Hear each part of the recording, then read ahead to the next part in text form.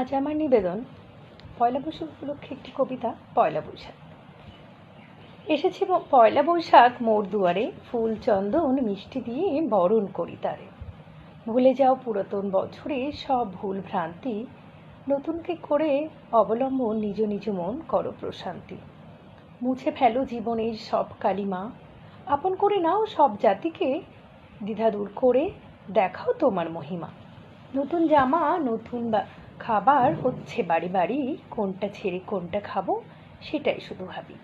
রাত পোহালে নেবে যে বিদায় সাধের পয়লা বৈশাখ, এসো তাই করি মজা দূরে রেখে সমস্ত রাগ।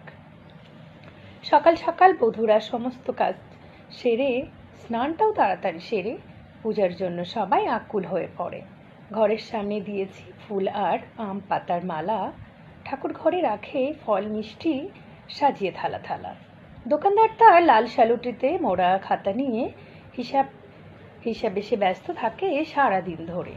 মামাসিরা হেসেল ছেড়ে বিশ্রাম নিচ্ছে সারাদিন পরে। শিশুরা ভাবে আজ তারা আর কিছুক্ষণ যদি থাকতো সূর্যি মামা, তবে আর কিছুক্ষণ করতে পারতাম নাচ গান আনন্দ মজা হাঙ্গামা।